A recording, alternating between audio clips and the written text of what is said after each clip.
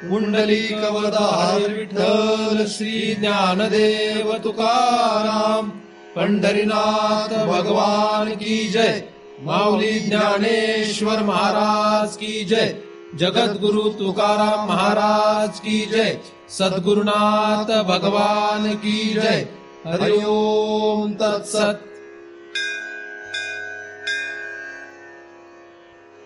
ध्यान मूलम गुरुमूर्ती, पूजा मूलम गुरुपदम, मंत्र मूलम गुरुवाक्यम, मुक्ती मूलम गुरु कृपा।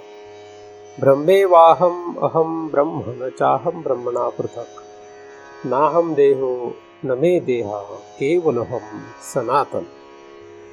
या ठिकाणी आपण सर्वजण नेहमीप्रमाणे रूपदृश्य विवेक या ग्रंथाचा अभ्यास करण्यासाठी एकत्रित जमलेलो आहोत। 31व्या श्लोकाचा आपण अभ्यास करत आहोत। विद्यते हृदय ग्रंथी छिद्यन्ते सर्व संशया, क्षीयन्ते चास्य कर्माणि तस्मिन् दृष्टे परावरे, असा हा श्लोक आहे। त्यातील विद्यते हृदय ग्रंथी या भागाचा आपण अभ्यास करत आहोत। हृदय ग्रंथीचा भेद होणं किंवा हृदय ग्रंथीचा नाश होणं असा हा विषय आहे। हृदय म्हणजे काय याचा आपण मागील वेळेस विचार केलेला आहे। हृदय जे आहे, ह्या हृदयाची उत्पत्ती जी आहे ती ज्याच्यामुळे होते त्याचंच नाव जीव आहे, किंवा जो आत्मा हृदय या उपाधीचा स्वीकार करतो त्यालाच जीव असं नाव येतं। म्हणून आत्मा हृदयाच्या संबंधाने जीव आहे। आणि हृदय म्हणजे पंचमहाभूतामधलं आकाश तत्व, असा आपण मागील वेळेस विचार केला। तर आकाशवत हृदय आहे, म्हणजे तसं पाहिलं तर हृदयाला काही अस्तित्व नाही आहे। जसं आकाशाचं काही अस्तित्व दिसत नाही, त्याच्यानंतरच्या महाभूतांचं अस्तित्व लक्षात येतं, पण आकाशाचं तसं अस्तित्व लक्षात येत नाही। तसं हृदय ह्या शरीरामध्ये जे आहे त्या आकाशासारखं आहे। आणि त्याचा विशेष जर आपल्याला शोध घ्यायचा असेल तर विशेष रूपाने कुठे राहतं, तर या ज्या सर्व नाड्या आहेत शरीरामध्ये, या नाड्यांच्या आत आत आत आत गेल्यानंतर आपल्याला सर्वात टोकाला ज्या ठिकाणी ते सुरू होईल त्या ठिकाणी ते, म्हणजे त्या नाड्यांमधून आपल्याला आत आत जावं लागेल। तर योग मार्गाने बरेचसे लोक याचा प्रयत्न करतात आणि आत आत जाण्याचा त्यांचा प्रयत्न असतो। यम नियम वगैरे साधना करून बरेचसे लोक त्या दिशेने जाण्याचा प्रयत्न करतात। सुषुम्ना नाडी जी आहे या नाडीच्या द्वारे ते लोक या मार्गाने जाण्याचा प्रयत्न करतात। आपला तो विषय नसल्यामुळे त्या भागामध्ये आपण काही बोलणं म्हणजे जास्त योग्य ठरणार नाही, कारण जो आपला विषय नाही तिथे आपण काहीतरी बोलायला लागलो म्हणजे कदाचित चुकीचं येण्याची शक्यता असू शकते। परंतु जी साधारण आपल्याला माहिती आहे त्याप्रमाणे सुषुम्ना नाडीच्या द्वारे ते आतमध्ये प्रवेश करण्याचा प्रयत्न करतात। तर ही जी नाडी आहे, ही नाडी शरीरामध्ये आहे की नाही, तिचं अस्तित्व आहे की नाही वगैरे अनेक प्रकारचे लोकांचे वाद असू शकतात। परंतु एकूण या शरीरामध्ये 72,72,10,201 नाड्यांचं जाळं आहे। आणि ते ज्या ठिकाणी जोडलेलं आहे तिथून आतमध्ये जाण्यासाठी मार्ग आहे। आणि तिथून आतमध्ये गेल्यानंतर तो जो परिसर आहे किंवा ती जी जागा आहे त्याला आपण हृदय असं म्हणतो। आणि हे विज्ञानाला म्हणजे मेडिकल सायन्सला लक्षात येण्यासारखं नाही आहे। त्यामुळे विज्ञानाच्या द्वारे आपण त्याचा शोध घेणं म्हणजे ते थोडंसं अवघड आहे, कारण की विज्ञानाला एवढ्या नाड्या आहेत ही कल्पना आहे की नाही हे माहीत नाही आहे। त्यांना एवढ्या सूक्ष्म भागाचा विचार आहे की नाही हे सांगता येणार नाही। कदाचित काहींना माहीत असूही शकेल, काहींनी त्याचा अभ्यासही केला असेल, करते असतील। तर आपला तो विषय नाही। तर हृदय जे आहे त्या हृदयामध्ये तो आत्मा जो आहे तो तिथे विशेष रूपाने स्थित आहे। तो तिथे काय करतोय, विशेष रूपाने फक्त स्थित आहे। पण तो कसा स्थित आहे, तो राजासारखा स्थित आहे। राजा जसा राजमहालामध्ये राहतो आणि सर्व राज्य चालवतो, पण कधीही राजाचे हात कुठल्याही कामामध्ये गुंतलेले नसतात। पण राजा राजमहालामध्ये राहून जसं सर्व कार्य करतो तसा हा जो आत्मा आहे त्या हृदयामध्ये राहून या शरीराचे सर्व कार्य करतो. मग राजाने जसं त्याचं सर्व कार्य करण्यासाठी वेगवेगळे लोक नेमलेले असतात, त्याप्रमाणे ह्या आत्मारूपी राजाचं काम करण्यासाठी त्याच्या पुढे अशा असंख्य गोष्टी नेमून दिलेल्या आहेत. आणि ते प्रत्येक जण त्या आत्म्याच्या भीतीपोटी सगळे आपापल्या कामामध्ये तत्पर असतात, आपापल्या पद्धतीने ते कामं करत राहतात. कोणीही त्याच्यामध्ये चालढकल कळत नाही आणि केले तर त्याला परिणाम भोगावा लागतो. म्हणजे प्रजा आणि राजा हे जसं आहे तसं शरीर आणि आत्मा असा हा संबंध आहे. पण त्याला आत्मा असं म्हणता येत नाही शरीराच्या संबंधाने. शरीर आल्यामुळे त्याला आत्मा म्हणता येत नाही, त्याचं नाव होतं.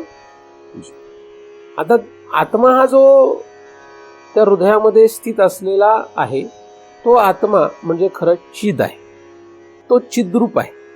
म्हणजे तो जाणणे स्वरूप आहे. जाणणं ही त्याचं अंगीभूत गुण आहे.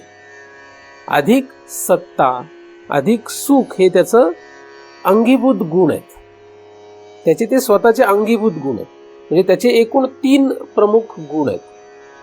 गुण म्हणजे कसे गुण आहेत ते त्याच्या सापेक्ष कुठले तरी वेगळे गुण आहेत असं म्हणता येत नाही. म्हणजे अस्तित्व मात्र किंवा सत्ता मात्र तो आहे.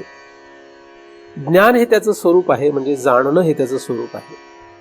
पण नेणण्याच्या विरुद्ध जाणणं असं त्याचं स्वरूप ते नाहीये. किंवा असत्वच्या विरुद्ध सत्रूपता असं त्याचं स्वरूप नाहीये. अभ्यासासाठी म्हणून तसं आपण घेऊ शकतो. अभ्यासासाठी म्हणून आपण सतरूप चिद्रूप आनंदरूप घेऊ शकतो. आणि अभ्यासासाठी म्हणून असताची व्यावृत्ती किंवा जडाची व्यावृत्ती किंवा दुःखाची व्यावृत्ती असं करून सद्रूप चिद्रूप आनंदरूप असं घेऊ शकतो. तो अभ्यासाचा एक भाग आहे. परंतु त्याच्याही पलीकडे जाऊन त्याचं सतरूपता चिद्रूपता आनंदरूपता ही सापेक्षित नाही. तर असा हा जो आत्मा आहे, असा जो आत्मा या शरीरामध्ये असलेल्या हृदयात नांदतो, तो स्थित आहे. आणि त्याची सर्व शक्ती या शरीरामध्ये पसरलेली आहे. पण त्याची जी शक्ती किंवा त्याचं जे शासन आहे ते शासन नखशिखांत पोचलेलं आहे. जसं सूर्य आकाशमंडलामध्ये कुठेतरी एका ठिकाणी स्थित आहे, पण त्याचा प्रकाश जसा सर्वत्र पसरतो आणि त्या पसरलेल्या प्रकाशावर जसं सगळं जग चालतं, त्याच्या प्रकाशावर सगळं जग चालतं. त्याच्या प्रकाशाच्या असण्यात आणि त्या प्रकाशाच्या नसण्यात जसं जग चालतं. पृथ्वीवर सृष्टी का टिकते?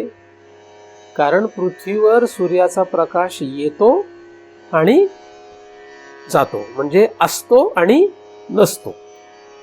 पृथ्वीवरची सृष्टी टिकायची असेल, चालायची असेल, तर सूर्याचा प्रकाश असणं आणि सूर्याचा प्रकाश नसल्यासारखं वाटणं अशी स्थिती तयार व्हावी लागते. त्याला आपण दिवस रात्र म्हणतो. म्हणजे दिवस रात्र राहिल्याने पृथ्वीवरची सृष्टी टिकली. फक्त दिवस असता तर टिकणार नाही, फक्त रात्र असेल तरी टिकणार नाही. म्हणून पृथ्वीवरची सृष्टी जशी दिवस रात्र या कारणाने टिकते आणि दोन्हीला कारण कोण आहे? सूर्य आहे. त्याप्रमाणेच हा आत्मा जो आहे तो आत्मा सूर्य आहे. तो कसा आहे? सूर्यासारखा आहे. तो चित्त सूर्य आहे. तो कसा आहे? तो चित्त सूर्य आहे. तर हा जो आत्मा आहे त्याचं स्वरूप त्या राजासारखं किंवा सूर्यासारखं आहे. मग सूर्याचा प्रकाश जसा पृथ्वीवर येतो, पसरतो, त्याचं असणं म्हणजे दिवस आणि त्याचं नसणं, नसल्यासारखं वाटणं म्हणजे अंधार, म्हणजे रात्र, तसं या चित्त सूर्याचा प्रकाश नखशिखांत शरीरामध्ये पसरलेला आहे. जसं व्यवहारामध्ये साधारण माणसांना राजाची कल्पना नसते, एकदम साधारण माणसांना राजाची कल्पना नसते. आता मीडिया जे आहे, हे मीडिया म्हणजे वृत्तपत्र किंवा टी व्ही, इंटरनेट ह्या इत्यादींच्या माध्यमामुळे आता लोकांना कळायला लागलं बरंचसं. नाहीतर पूर्वी अशी परिस्थिती होती की तुम्ही एखाद्या खेडेगावात जर गेले आणि त्या खेडेगावातल्या एखाद्या म्हाताऱ्या माणसाला विचारलं आपल्या देशाचा पंतप्रधान कोण, ते त्याला माहीत पण नसेल, त्याला कल्पनाच नाही पंतप्रधान कोण आहे, पंतप्रधान म्हणजे काय असतं असं पण त्याला प्रश्न पडू शकतो. आत्ताची परिस्थिती थोडीशी बदलली. तर सांगण्याचा मुद्दा असा आहे की आपल्या त्या देशाचा राजा कोण आहे हे जसं एखाद्या प्रजेमधल्या माणसाला माहिती नसेलही, त्याप्रमाणे या शरीरामध्ये जो राजा आहे म्हणजे जो आत्मा आहे त्याबद्दल जवळजवळ कोणालाच माहीत नाही. फक्त व्यवहारामध्ये काही लोकांना माहीत नाही असं धरू आपण. पण इकडे या शरीरामध्ये जो हृदयामध्ये आत्मा आहे तो कोणालाच माहीत नाही, जवळजवळ कोणालाच माहीत नाही. म्हणजे आत्मारूपी जो राजा या शरीरामध्ये हृदयात बसलेला आहे, विराजमान आहे, त्याबद्दल साधारणपणे कोणालाही माहिती नाही. म्हणजे साधारणपणे माणसांना मुख्यमंत्री किंवा पंतप्रधान काय करतो आपल्याला काय माहिती आहे. बरं, आपल्याला कोणाला फक्त पंतप्रधानाचं नावच माहिती आहे कमीत कमी आता हे मीडियामुळे, पण पंतप्रधान नक्की काय करतो याविषयी कोणाला काय माहित आहे? आपल्याला काही माहित नाही. पंतप्रधान नक्की काय काय कामं करतो असा आपल्याला जर प्रश्न पडला तर आपल्याला काय माहित नाही. काही लोक जे अभ्यास करतात वर्तमानपत्राचा त्यांना माहीत असते, त्या लोकांना थोडीफार कल्पना असते. टीव्ही पाहणारे किंवा वर्तमानपत्र वाचणारे त्यांना थोडी कल्पना असेल, नाही तर इतर लोकांना पंतप्रधानाचं काय काम आहे किंवा काय करतो हे काही कल्पना नाही आहे. आणि काय करतो का नाही करतो काही घेणं देणं नाही आहे. इथं एवढं काही आपल्याला फरक पडत नाही. म्हणून काही काही लोक म्हणतात हा झाला काय तो झाला काय, आपल्याला काही फरक पडत नाही. म्हणजे काही कल्पना साधारणपणे नसते. आणि पंतप्रधानही काही सगळ्या जनसामान्यापर्यंत जात पण नाही. तसा हा आत्मा जो आहे हा आत्मा त्या राजासारखा आहे आणि त्याविषयी कोणाला कल्पना नाही. दुसरा भाग, जसं सूर्य जो आहे हा सूर्य उगवल्यानंतर पृथ्वीवर प्रकाश येतो, तो मावळल्यानंतर पृथ्वीचा प्रकाश नाहीसा होतो. कितीतरी माणसं अशी आहेत की ज्यांना ह्या सूर्यप्रकाशाची काही घेणं देणं पण नाही, काहीच घेणं देणं नाही.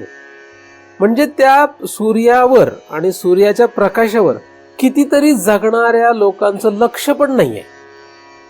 म्हणजे कधी सूर्य उगवलाय, त्याचा प्रकाश कधी आलाय, त्या प्रकाशात आपण काम करतोय, तो गेला, अंधार पडला, त्या अंधारामुळे आपण जगतोय. सूर्य असण्याने नसण्याने म्हणजे रात्र दिवस होण्याने आपण जगतोय, याची कितीतरी लोकांना कल्पनाच नाहीये. कितीतरी लोक असे आहेत की कितीतरी दिवस सूर्य पाहतच नाही. त्यामुळे तुम्ही पण असो बरेचसे लोक की तुम्ही सूर्य पाहायला कराय ते पण माहित नाही. म्हणजे आता थांबले, आता बघितलं, अरे ह्याच्यामुळे जगतोय आपण, ह्याच्यामुळे आपलं अस्तित्व आहे, असं किती लोक पाहतात मला माहित नाही. शक्यतो कोणी नाही. तो त्याचा उगवतो, तो त्याचा मावळतो, आपल्याला काय खेळत नाही, आपलं आपण जगतो. आपलं जगणं ज्याच्यावर आहे त्याची आपल्याला कल्पना नाही किंवा त्याच्याबद्दल आपली कुठलीही काही भूमिका नाही, आपण लक्ष पण देत नाही त्याच्याकडे. आयुष्यातले जवळजवळ 90% वेळ आपली अशी आहे, 90% वेळेत आपण सूर्याकडे लक्षच देत नाही.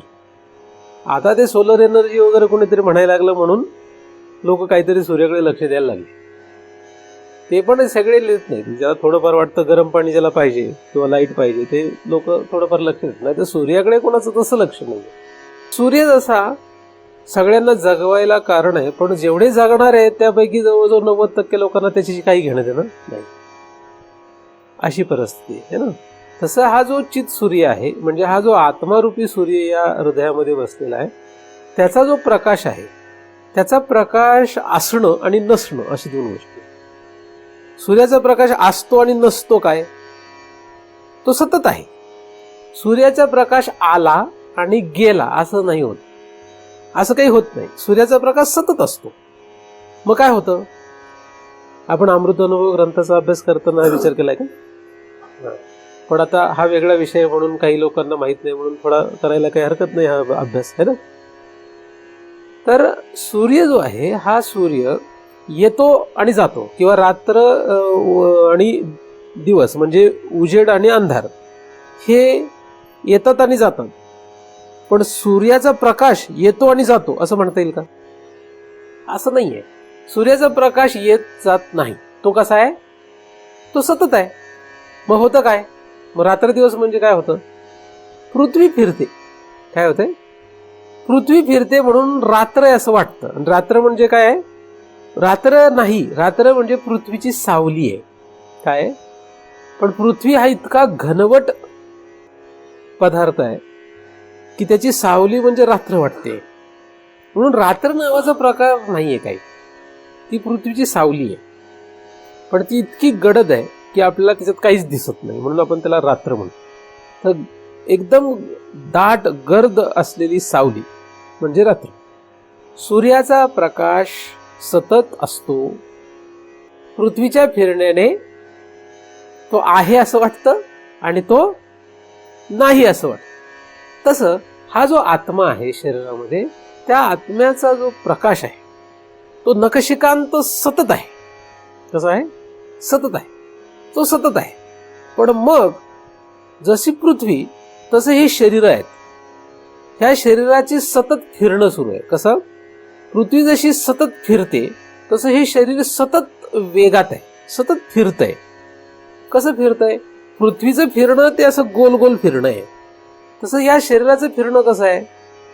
या शरीराचं उत्पत्ती, स्थिती, प्रलय, जागृती, स्वप्न, सुषुप्ती, पाप, पुण्य, सुख, दुःख, चांगलं, वाईट, शुभ, अशुभ, असं तसं असं फिरणं आहे. हे कोणाचं फिरणं आहे? हे शरीराचं आहे. पृथ्वीच्या फिरण्यासारखं हे फिरणं नाही आहे. म्हणजे पृथ्वी जशी अशी गोल फिरते स्वतःभोवती, स्वतःच्या आसाभोवती जशी फिरते, तसं हे फिरणं नाही आहे शरीराचं. शरीराचं फिरणं अशा प्रकारचं आहे. तर द्वंद्वात शरीर फिरतं. शरीर कशात फिरतं? द्वंद्व. म्हणजे कधी असं, कधी असं, कधी असं, कधी असं, कधी चांगलं, कधी वाईट, कधी सुख, कधी दुःख, कधी पाप, कधी पुण्य, कधी शुभ, कधी अशुभ, असं ते शरीर सतत फिरत राहतं. म्हणजे रात्र आणि उजेड सारखं आहे. आता आत्मा सुखाला प्रकाशन करतो का दुःखाला प्रकाशन करतो? आत्मा शुभाला प्रकाशन करतो का अशुभाला प्रकाशन करतो? म्हणजे सूर्यप्रकाश पृथ्वीवरच्या प्रकाशाला प्रकाशन करतोय का अंधाराला प्रकाशन करतोय? पृथ्वीवर असणारा दिवस हा सूर्यामुळे आहे का पृथ्वीवर असणारी रात्र सूर्यामुळे? पण वाटताना काय वाटणार? वाटताना काय वाटणार? असं वाटणार की दिवस सूर्यामुळे आहे आणि रात्र, मग रात्र कोणामुळे आहे? सूर्यामुळे जर दिवस तर रात्र कोणामुळे? वाटताना तसं वाटेल, पण वास्तविक ना दिवस ना रात्र हे दोन्ही सूर्यामुळे नाहीत. सूर्याचा आणि पृथ्वीवरच्या दिवसाचा, सूर्याचा आणि पृथ्वीवरच्या रात्रीचा काहीही, कुठलाही, कधीही, कोण्याही काळी कसलाही संबंध नाही. तसा आत्मा जो आहे हा हृदयामध्ये जो विराजमान आहे त्याचा प्रकाश जो नखशिखांत पोहोचतो, त्या आत्म्याचा आणि या शरीरामध्ये असलेल्या या कुठल्याही द्वंद्वाचा काहीही, कधीही, कुठल्याही काळी कसल्याही प्रकारचा संबंध नाही. पण तसं वाटत नाही. तसं वाटत नाही. त्यातलं जे चांगलं चांगल्या वर्गात येतं, जसं दिवस वर्गात येतं, म्हणजे शुभ, सुख वगैरे, हे सगळं जे चांगल्या वर्गात येतं, पुण्य, शुभ, सुख, चांगलं इत्यादी, हे चांगल्या वर्गात जे आहे ते त्याच्यामुळे असं वाटतं. आणि त्याच्या विरुद्ध असलेलं सगळं जे ते कोणामुळे आहे हे काही सांगता येत नाही. जसं रात्र कोणामुळे सांगता येत नाही, मग त्याला कोणामुळे तरी म्हणता येतं, म्हणून ते राक्षसामुळे आहे. हे देवामुळे, हे राक्षसामुळे.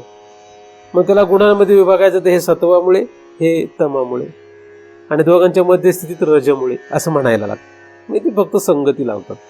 पण हे जे शरीर आहे, स्थूल शरीर, सूक्ष्म शरीर, ही दोन शरीर जी आहेत, ह्या दोन शरीरामध्ये हा द्वंद्वभाव सतत चालू आहे.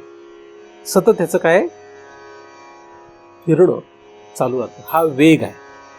हा काय? हा वेग आहे. या वेगात आहे आपण आपला एक वेग सुरू आहे. आपल्या वेगात चाललोय आपण.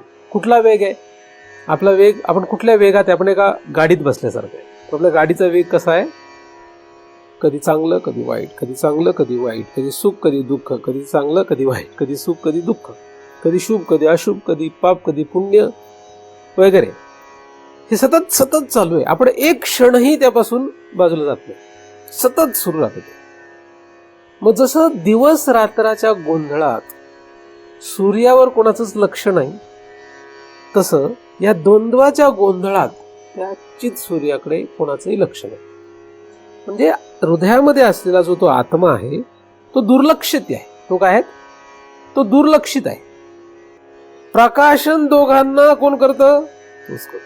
म्हणजे चांगल्याला आणि वाईटाला प्रकाशन करणारा तोच, पापाला आणि पुण्याला, शुभ आणि अशुभला, या सगळ्यांना प्रकाशन करणारा तोच आहे. जसं पृथ्वीवरच्या रात्र आणि दिवसाला प्रकाशन करणारा तो खरा सूर्यच. पण तो सूर्य कधीही या रात्र आणि दिवसामध्ये गुरफटलेला, गुंतलेला, अडकलेला अजिबात नाही. त्याचप्रमाणे पाप पुण्य, चांगलं वाईट, शुभ अशुभ यांना प्रकाशन करूनही तो आत्मा यामध्ये गुंतलेला अजिबात नाही. त्यापासून तो सतत निराळा, त्यापासून सतत तो परे आहे, त्यापासून तो सतत वेगळा आहे. तो कसा आहे? सतत वेगळा आहे. पण असा असणारा आत्मा दुर्लक्षित आहे. असा असणारा आत्मा दुर्लक्षित आहे, त्याच्याकडे कोणाचं लक्ष नाही आणि कोणी त्याच्याकडे लक्ष देत नाही, देणार पण नाही. कारण गरज काय? सूर्यामुळे आपण जगतोय हे लोकांना जरी कळत नकळतपणे माहीत असलं तरी सूर्याकडे कोणी लक्ष देत नाही. म्हणजे रोज सकाळी लोक उठतात आणि मग सूर्याला नमस्कार करतात, त्याला अर्घ्य देतात, त्याची पूजा करतात, किंवा तुझ्यामुळे आम्ही जगतोय. रोज मावळताना त्याला नमस्कार करतात, त्याची पूजा करतात की तुझ्यामुळे आम्ही जगतोय. असं होतं का? कोणाला काही घेणं देणं नाही त्याची. व्यवहारामध्ये जसं सूर्याची स्थिती आहे तसं परमार्थामध्ये ह्या शरीरामध्ये, हृदयामध्ये असलेल्या आत्म्याची ती स्थिती आहे. तो आत्मा दुर्लक्षित आहे. ज्याच्या जोरावर मी बोलतोय, ज्याच्या सत्तेवर मला बोलता येतं, ज्याच्या सत्तेवर मला ऐकता येतं, ज्याच्या सत्तेवर मी सगळं काही करतो, त्याची आणि माझी काय ताटातूट आहे, त्याच्याबद्दल मला माहीत नाही. ही साधारण माणसाची स्थिती आहे. आत्मा कसा झाला? दुर्लक्षित झाला. मग हा जो आत्मा आहे, ह्या आत्म्याच्या पुढे शरीर आहे, म्हणजे हृदयाच्या पुढे शरीर आहे. मग राजा जसा प्रजेच्या व्यवस्थेसाठी अनेक मंत्री, अनेक कारभारी यांची व्यवस्था करतो आणि त्यांच्याद्वारे तो स्वतःच ते राज्य भोगत असतो. राजा जो आहे तो राज्य भोगतो आणि त्यासाठी सगळ्यांची नेमणूक करतो आणि तो स्वतः काहीही करीत. तो काही न करता तो फक्त नेमणूक करून राजासारखा राहतो. आणि फक्त एकदा तो सभा घेतो. काय करतो? त्या सभेमध्ये राजसभा म्हणतात. त्या सभेमध्ये हे सगळे येतात मंत्री, प्रजा नाहीत सर्व, सगळे मंत्री येतात, त्याच्याशी गप्पा मारतात आणि परत त्यांची पुन्हा कामं आपापली सुरू होतात. राजा पुन्हा आपला राजासारखा राहतो. त्याचप्रमाणे सुषुप्तीमध्ये आपण सगळी प्रजा त्याच्याकडे जमा होते, मंत्री सगळे त्याच्याकडे जमा होतात, मंत्री सगळे गप्प बसतात, तो काय म्हणेल ते ऐकून घेतात आणि पुन्हा आपापल्या कामाला जातो. सुषुप्ती म्हणजे सभा आहे त्याची. काय? राजाची जशी सभा भरावी तशी सुषुप्ती आहे. आणि मग सुषुप्ती मोडली, स्वप्न आणि जागृत म्हणजे त्यांचा कारभार सुरू झाला.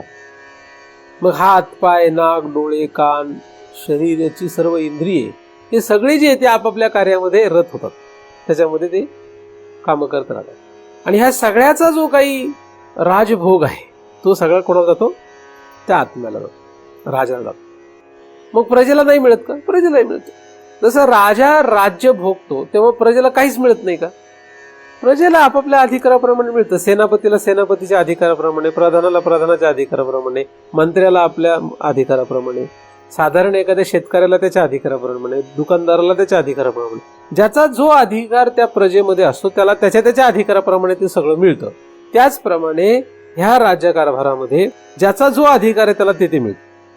हाताचा जो अधिकार आहे ते हाताला मिळतं, पायाचा जो अधिकार आहे ते पायाला मिळतं, डोळ्याचा जो अधिकार आहे ते डोळ्याला मिळतं, कानाचा जो अधिकार आहे तो कानाला मिळतं. ज्याचा जो अधिकार त्याला ते मिळतं. परंतु कोणीही काहीही कितीही कसंही केलं तरी सगळ्यांना राजाचा टॅक्स द्यावाच लागतो. त्याच्याशिवाय राजा सोडत नाही. राजा काय करतो? तुम्ही काहीही करा, सगळ्याचा टॅक्स कोणाला द्यायचा आहे? शेवटी राजाला भरावाच लागतो. त्याप्रमाणे डोळ्याने काहीही पाहिलं तर डोळ्याला पाहायला सुख होतं का नाही? होतं. पण त्याचा टॅक्स कोणाला द्यावा लागतो? तो आत्म्याला जातोच. आपण, तुम्हाला माहिती आहे, आपण एक व्यावहारिक भाग सांगतो, आपण जे जगतोय हे जगताना आपलं काहीच जगणं विदाऊट टॅक्स नाही आहे. आपल्याला कुठलंच जगणं आपलं टॅक्स शिवाय नाही. सगळ्या गोष्टींना आपलं काय आहे, टॅक्स द्यावाच लागतो. कायसाठी? तुम्ही सांगा, अशी कुठली गोष्ट तुमची टॅक्स नाही आहे, त्याला सगळ्याला टॅक्स भरावाच लागतो. तो त्याचं स्वरूप बदलत राहतं. पूर्वी वेगळं असेल, आत्ता वेगळं असेल, उद्या परत काहीतरी वेगळं असेल. आज आपल्याकडे लोकशाही पद्धत आहे, पूर्वी राजा संस्थानांची पद्धत त्यावेळेस वेगळ्या पद्धतीचं होतं. तर ते पद्धत बदलली, पण टॅक्स भरावाच लागतो. तुम्ही पाण्याचा टॅक्स भरावा लागतो, घराचा टॅक्स भरावा लागतो, जेवणाचा टॅक्स भरावा लागतो. अशी काहीच गोष्ट उपलब्ध नाही आपल्या जगण्यामध्ये की ज्याचा आपण काय भरत नाही, टॅक्स भरायचं. तुम्ही नोकरी केली म्हणजे तुम्ही कमवलं तरी टॅक्स भरावा लागतो. फुकट काहीच नाही. म्हणजे त्याचा एका अंश कुठे जातो, राजाला जातो. तसं ह्या शरीराने काहीही करो, त्याचा एक भाग कोणाला जातो, राजाला जातो. यांना पण खरा राजा कोण आहे? डोळा हा काय खरा राजा नाहीये, कान हा काय खरा राजा नाही, पाय हा काय खरा राजा नाही. खरा राजा आत्मा आहे, तो हृदयामध्ये विराजमान आहे.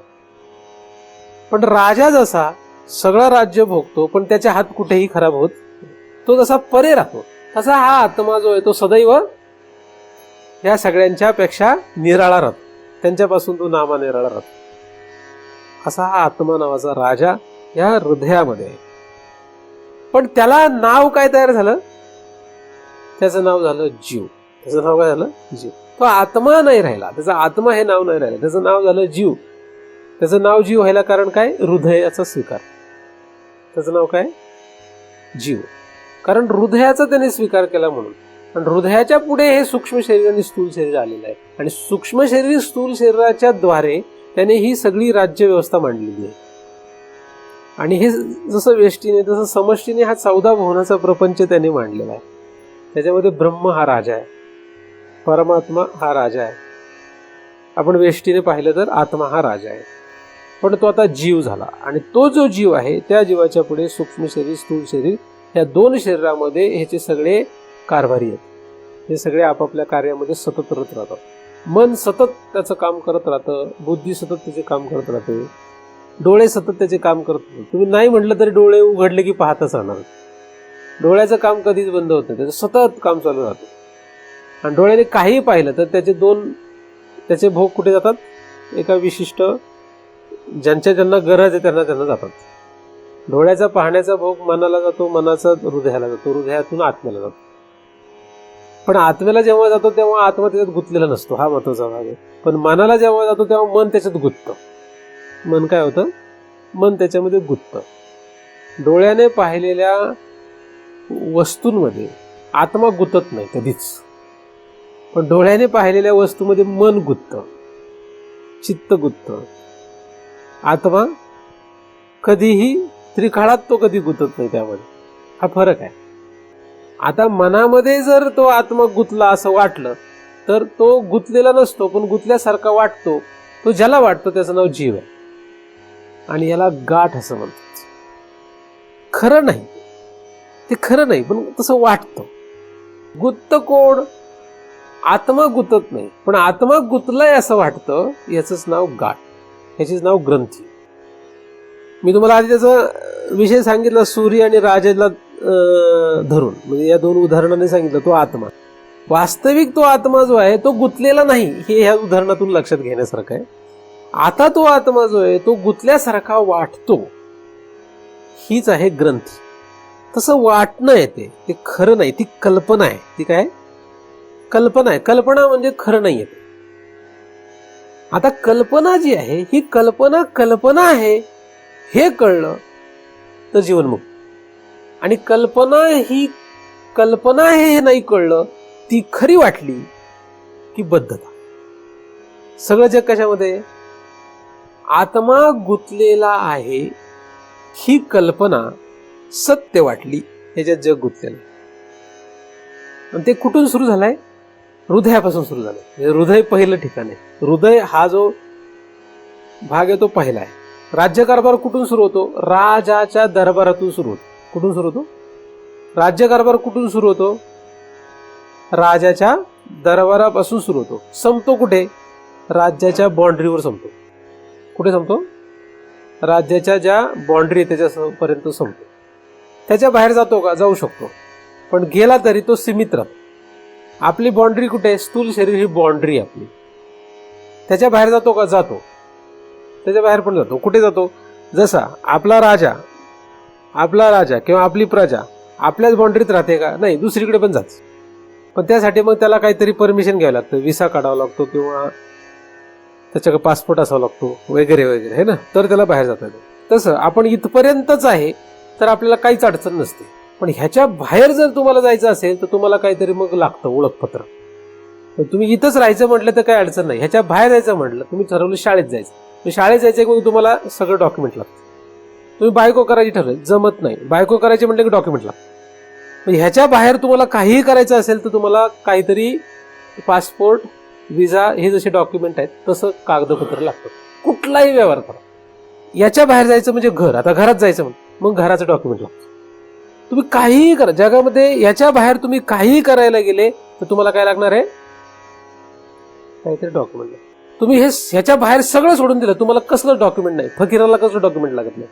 फकीराला आयडेंटिटी कार्ड नसतं. फकीराकडे आयडेंटिटी कार्ड बघितलं कधी? फकीराला म्हणतं तुझं आयडेंटिटी कार्ड दाखव, पासपोर्ट, विजा दाखव. त्याला कसला पासपोर्ट नाही, विजा नाही, डॉक्युमेंटच नाही. त्याला म्हटलं तुझं 7/12चा उतारा दाखव. त्याला कुठलं त्याच्याकडे नाहीच येते ना. नाहीच म्हणजे त्याच्याकडे नाही म्हणून. तुम्हाला जर म्हटलं तुम्ही तुमचं घराचे कागदपत्र दाखवा, तुम्ही दाखवणार का? कारण तुम्ही घरात गेलेत, घरापर्यंत पोहोचले. तुम्हाला म्हटलं तुमचं मॅरेज सर्टिफिकेट दाखवा का? तुम्हाला दाखवावं लागणार, कारण तुम्ही बायकोपर्यंत पोहोचले. तुम्हाला मुलं बाळ झाली तर तुम्ही बाप आहात ह्याचं कागदपत्र दाखवावं लागेल ना. मग रेशन कार्ड असेल किंवा काही असेल असो. तर आपली मर्यादा कुठे आहे? खरी आपली बाउंड्री शरीर आहे. पण याच्या बाहेर आपण जातो का? जातो. ज्याची जितकी ऐपत आहे तेवढंच जातो. एखाद्याची ऐपत जर फक्त नेपाळपर्यंतच जायची असेल तर नेपाळला जाईल, जपानपर्यंत असेल जपानपर्यंत, एखाद्याची US ला जाण्याची असेल तर US पर्यंत जाईल. ज्याची जितकी ऐपत आहे तिथपर्यंतच जातो तो. त्याच्या बाहेर जातो का? जात नाही. एखाद्याची सारखीच ऐपत बाहेर जाण्याची असेल तर तिथं सारखंच जातो. लंडनला जाईल, अमेरिकेला जाईल, जपानला जाईल, आफ्रिकेला जाईल, कुठे जाईल. त्याची जशी ऐपत आहे तसं जातो. तसं याच्या बाहेर ह्याच्यापर्यंत सगळे कायम असतो आपण शरीरापर्यंत, पण ह्याच्या बाहेर ऐपतीप्रमाणे जातो. म्हणजे एखाद्याची एकाच घराची ऐपत असेल तर एकच घर, आणि एखाद्याची 4 घराची ऐपत असेल 4 म्हणजे त्याची ऐपतीप्रमाणे त्याला पुढचा तो बाहेरचा व्यवहार होतो. असो, तर आत्मा जो आहे हा आत्मा या हृदयामध्ये विराजमान आहे. तो याच्यामध्ये गुंतलेला नाही मगाशी सांगितल्याप्रमाणे, पण तो गुंतलेला आहे असं वाटतं. हीच ग्रंथी आहे आणि ती ग्रंथी त्या हृदयस्थानापासून सुरू झाली म्हणून ती हृदय ग्रंथी. आणि तिच्या पुढे हे सगळं जे तिचा विस्तार आहे ते काय?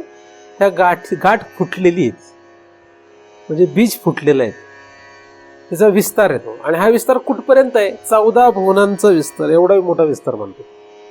म्हणजे आपण काही एवढे कमी प्रतीचे समजू नका स्वतःला, कारण आपण 14 भुवनांमधून फिरून आलेलो आहे आणि पुढेही जाणार आहेत. आपण कोणाचं ऐकणार नाहीये.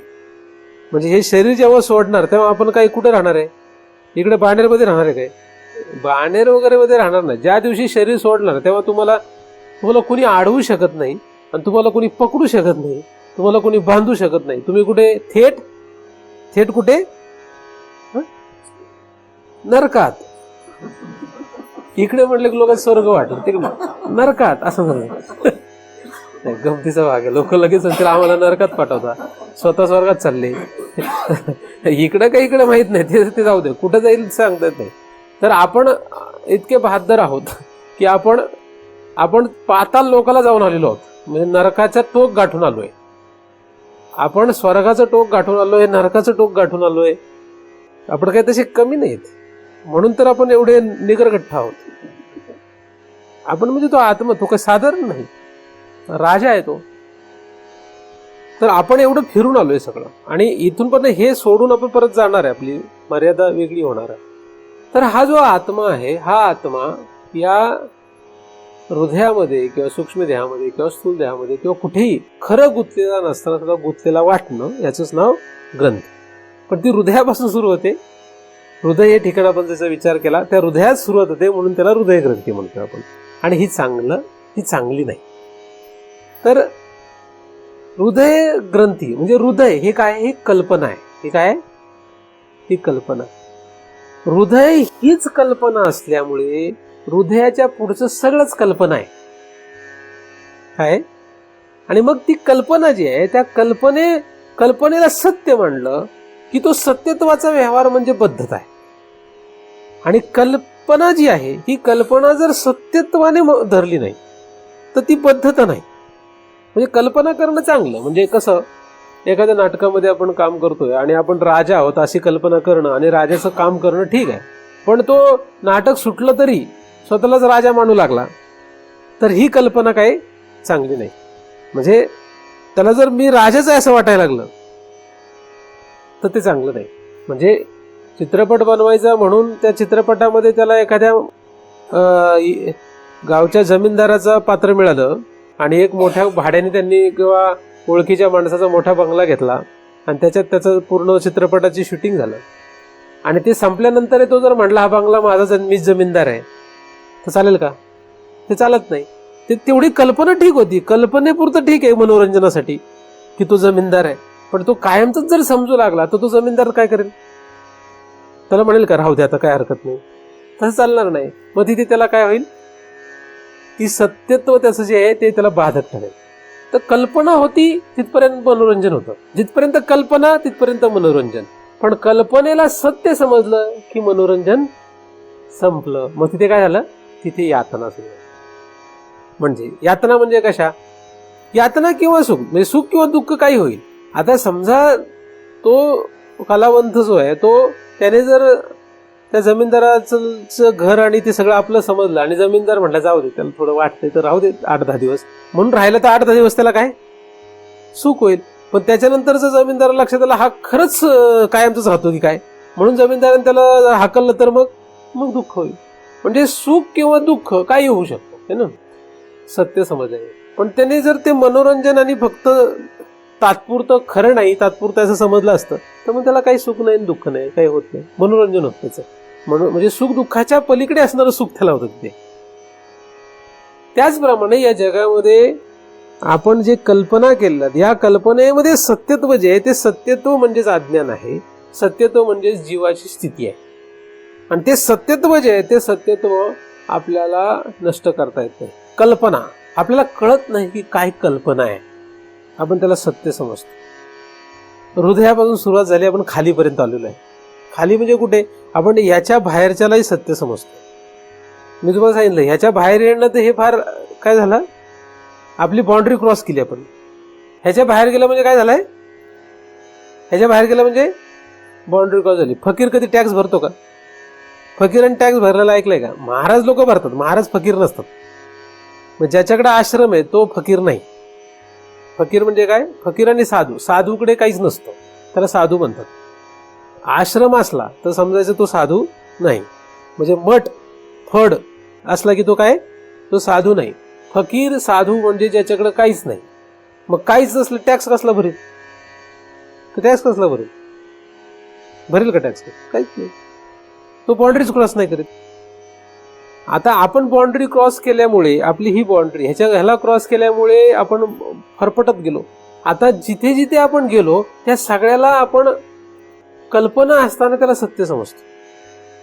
ह्याच्या बाहेर गेल्यावर तिथं ह्याला पण सत्य समजतो. हे कल्पना आहे, शरीर हे कल्पना आहे, पण त्याला सत्य समजतो. ह्याच्या बाहेरच्याला सत्य समजतो. म्हणजे हृदय ही कल्पना असताना ते तर सोडून द्या, अंतःकरण सोडून द्या, स्थूल शरीर सोडून द्या. ह्याच्या बाहेरचं जे त्याला आपण कल्पना असताना ते आपलं समजतो, त्याला आपण सत्य समजतो. मम समजतो आणि सत्य समजतो. म्हणजे माझं घर म्हणणं ठीक आहे, पण त्याला सत्य समजतो. म्हणजे मम येतं आणि अधिक त्याला माझं घर कल्पना आहे, माझं घर आहे, हे घर माझं आहे ही कल्पना आहे. हे जर ठाम झालं तर तुम्हाला या घरापासून सुख दुःख नाही होणार. आणि सुख दुःखातीच सुख होईल. काय पण तसं प्रत्यक्षात झालं तर, तोंडाने बोलण्यापुरतं झालं तर नाही होणार ना. तसं घर आहे, तसं तुम्ही ह्या शरीराच्या बाहेर ज्याला ज्याला मम म्हणताय ते सगळं घ्या. हे सगळं काय आहे? कल्पना आहे. ती कल्पना आपण सिद्ध करायचा प्रयत्न करतो, कारण बाउंड्रीच्या बाहेर गेले की आपल्याला डॉक्युमेंट लागतं. म्हणून ही माझी बायको आहे, ही काय आहे? ही कल्पना आहे. ही कल्पना आहे, पण ही कल्पना आहे हे जगाचं तुम्ही सांगायला लागले तर लोक म्हणतील हे वेडा झालाय. ही माझी बायको ही कल्पना आहे, पण ही कल्पना आपल्याला सिद्ध करावी लागते. कारण तुम्हाला आधीच सांगितलं ह्याच्या बाहेर गेले की तुम्हाला डॉक्युमेंट लागतं. म्हणून ही तुमची बायको ही तुमची कल्पना तुम्हाला सिद्ध करावी लागते. आता इथल्या लोकांना तुम्ही सिद्ध कशी केली? ढुमकं वाजवलं, ते पत्रिका छापल्या वगैरे, हे सगळे प्रकार कशासाठी असतात? ते ह्या जेवढे ते पाहतील त्यांच्या मनावर ते बिंबून टाकायचं की माझी जी कल्पना ही काय त्यांनी केली ते डॉक्युमेंटच आहे, फक्त कागद नाही येतो.